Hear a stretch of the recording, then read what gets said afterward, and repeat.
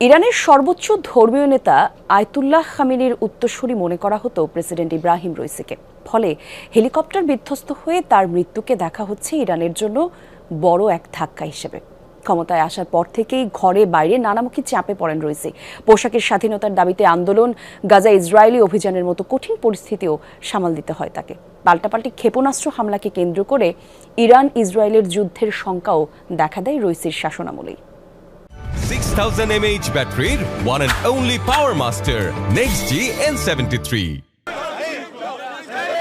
ইরানের আইন, সংবিধান এবং ধর্মীয় বিশ্লেষক হিসেবে পরিচিত ইব্রাহিম রইসির পেশাদার জীবন শুরু হয় প্রসিকিউটর জেনারেল হিসেবে, তাও মাত্র ২০ বছর বয়সে। কারাত শহরের কৌশলী হিসেবে ওই দায়িত্ব পান তিনি। ১৯৮৯ থেকে ১৯৯৪ সাল পর্যন্ত রইসি তেহরানের প্রসিকিউটর জেনারেলের দায়িত্ব পালন করেন। ২০০৪ সাল থেকে তিনি এক দশক জুডিশিয়াল অথরিটির উপপ্রধানের দায়িত্ব পালন করেন। ২০১৯ সালে তাকে বিচার বিভাগের প্রধান নিযুক্ত করেন দেশটির সর্বোচ্চ ধর্মীয় নেতা আয়াতুল্লাহ খামেনি। মূলত তখন থেকে ইরানের গার্ডিয়ান কাউন্সিল এবং সর্বোচ্চ ধর্মীয় নেতার ঘনিষ্ঠ জন হিসেবে পরিচিত পান রইসি।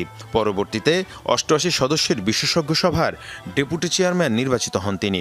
সর্বোচ্চ ধর্মীয় নেতা নির্বাচন সহ বেশ কিছু গুরুত্বপূর্ণ দায়িত্ব পালন করে এই সভা। ২০২১ সালে দ্বিতীয় দফায় প্রেসিডেন্ট নির্বাচন করে ইরানের ৮ম প্রেসিডেন্ট নির্বাচিত হন ইব্রাহিম রইসি। নিজেকে দুর্নীতি, অদক্ষতা এবং অভিজাতদের ঘোর বিরোধী হিসেবে প্রকাশ করা রইসি রাজনৈতিক দিক থেকে শিয়া কট্টরপন্থার সমর্থক। তবে দায়িত্ব নেয়ার পর থেকে ঘরে বাইরে নানামুখী চাপের মধ্যে পড়েন ইব্রাহিম রইসি।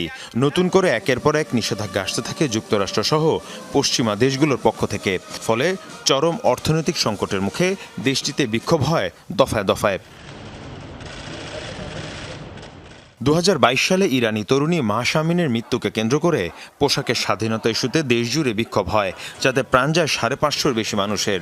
ওই ঘটনায় সবচেয়ে বেশি চাপের মুখে পড়েন রইসি, যদিও পরে পরিস্থিতি অনেকটাই নিয়ন্ত্রণে আনেন তিনি।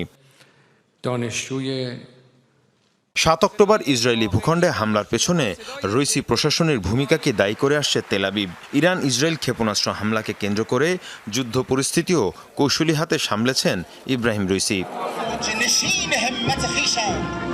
ক্ষমতায় এসে জোর দেন চীন এবং রাশিয়ার মতো মিত্রদের সাথে সম্পর্ক ঘনিষ্ঠ করতে।